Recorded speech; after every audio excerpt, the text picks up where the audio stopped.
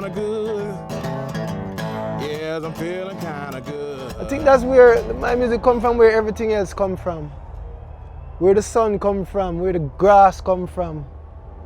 You know, it come from the source of life. I'm inspired, you know, my mind is inspired. I'm from the source of life, so everything emanates from that source. I knew she had a sweet tooth, I bought her some. Like stay out late. I kind of always liked it when they started calling it swamp rock, swamp blues and stuff, because I'm from the swamps down in Louisiana. And it's been a great introduction to Australia. It's a wonderful place. So much love from the audience. Byron Bay, one of the best festivals I've played before in my life, and it's just wonderful. You know, I feel like I'm at home with everyone, and the way they treat us and the way we've been treated and everything. All right, man, do that thing, I'll see you, yeah. And you know, it's just a fun thing, so. And we get to play and watch some of the greatest musicians and bands in the world, you know.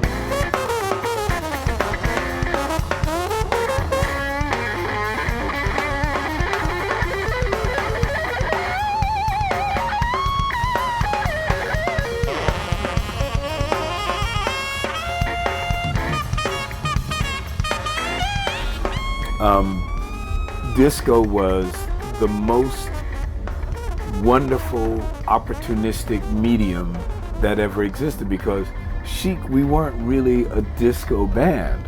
When you listen to our records, you see we're a jazz group that learned how to play pop songs.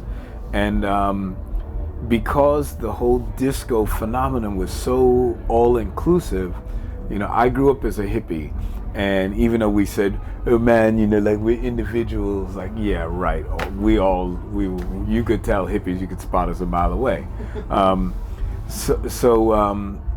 When I first got introduced to disco, I walked into a club and everybody was in there. It was gay people, black people, Puerto Rican people, white people, and everybody was dancing to Donna Summer.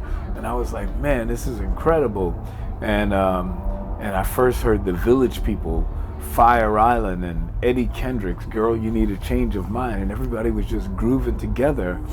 And I thought to myself, this was the most unifying music I had ever heard in my life, and I want to be a part of that scene. More of an overarching message in the sense where we're just tired of coal, we're tired of people taking the things from our earth that we need to sustain ourselves and our children. It's not just about Adani, it's about everything, and Adani is representative of the stuff that we need to come together and stop. That's what I see happening here. I just see the resource companies paying off the big wigs in Canberra and pushing through community that don't want it. You know, the indigenous communities up there have been offered 4 different deals and they keep on saying no. You know, and then the politicians come in and they go, yeah, we're going to give you jobs, we're going to give you jobs. Meanwhile, the CEO of the company is going, it's going to be like 90% automated. So you know it when you're being bullshit, you know, and I just don't like to see this beautiful nation with these beautiful people and these beautiful communities get fucked over by people who just don't give a fuck. It just shits me. It shits me. So, you know, if I can be a part of that, if I can like be a part of like stopping those bullies, like I'm always gonna like lend a hand. Every stranger on the block is gonna love them. No bully in the world is gonna hurt them, but I can't say that today. No one could ever take your pride from you. You know, Australia is one of the world's leading coal producers and exporters, and it's one of the biggest exports from Australia to the world. And coal is one of the leading producers of climate change. So literally, Australia is exporting climate change to the rest of the world. So divided, we shall overcome. We can be the healing. We can be the flower in the gun. Do you have to get into a kind of zone before you go on stage? No, but festivals are really fun because, you know, you're stimulated by the other acts that you've seen all day. I mean, I just saw Mavis and Patti Smith and Joan Osborne, and I wish I could have seen Laura Mvula and Beth Hart, and my friend Ivan Neville with Dumpster Funk is here, and the California Honey Drops were our special guests on the Whole American Tour, and they're on another stage. Yeah. So I'm playing to my peers because I know they're going to be standing off on the side of the stage watching me. Willie's son, who has a band called Promise of the Real, Lucas Nelson, would come out and play with us. So he's going to come up and play with us tonight, which will be a thrill for us because we love him.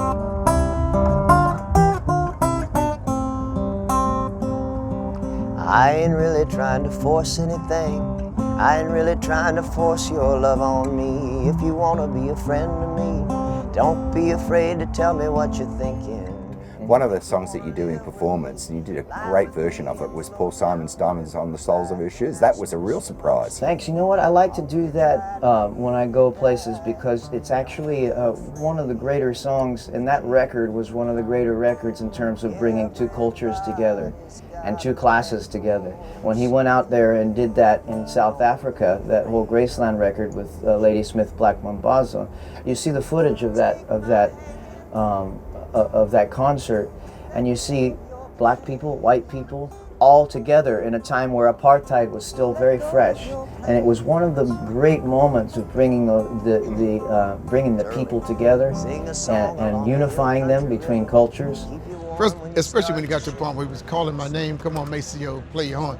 Now, I'm gonna play something now that I did not record, but it's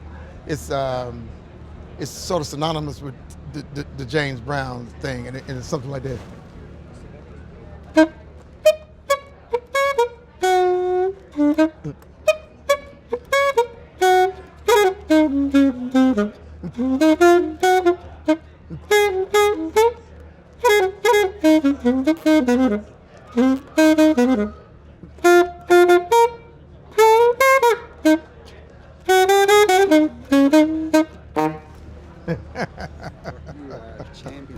Getting to that moment of being on the stage with nobody bugging you, without the phone ringing, without people knocking on your door, that's what it's all about. Just getting up there. And you know, I think Joe Walsh said, you know, you're not paying me for the show, you're paying me to travel to get to the show.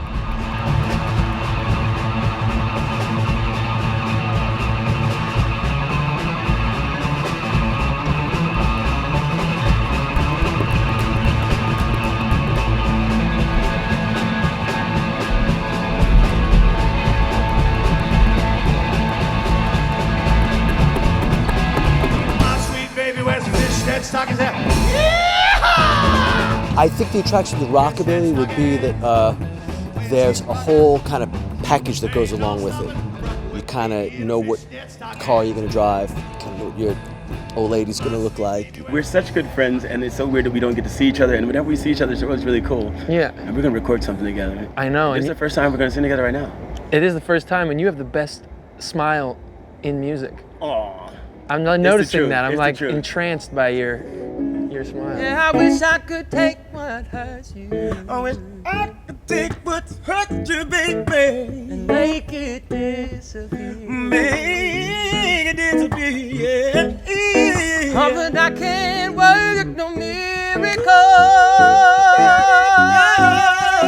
But I'll do what I can do. Do what I can do. Yeah, when your sky is gray.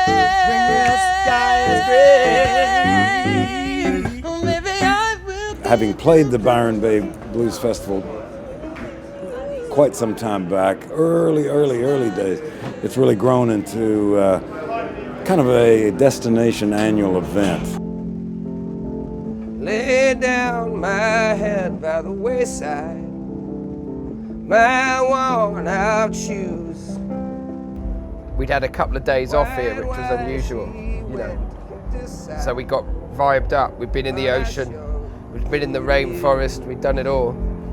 So I was really flying with the whole thing. By the time we hit the stage, it was great. Clean linen and will there be more new music as well? Well, we hope so, yeah. I mean, we had about 8 years out from about 1984, and then we came back, and there was a huge, you know, surge of popularity. We played in London, we played to 70,000 people, and we suddenly thought maybe there is more to this than we realised. Got back together, it was like we hadn't played together for like quite a considerable amount of time, and it was really easy to get back into that groove. It was extraordinary. You can design your own tuning, and blues for me is more than just music. It's a whole attitude. Like a country guy might sing, my baby left me. I'm gonna go jump off a bridge or drink myself to death. But in blues, you'd say, my baby left me. I'm gonna get me a new baby.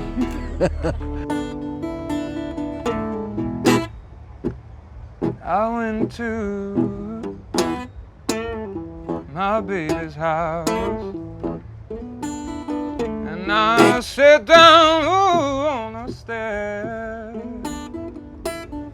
She said, come on in now, honey, no mind.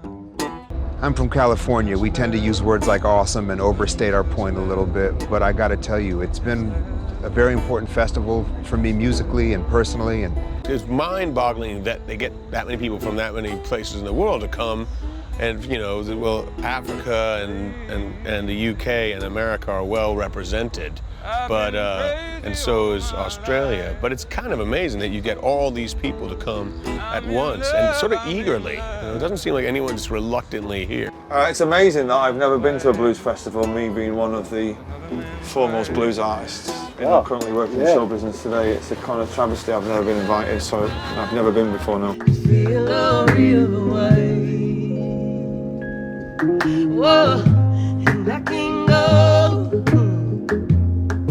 any further. And if you only know the darkness inside.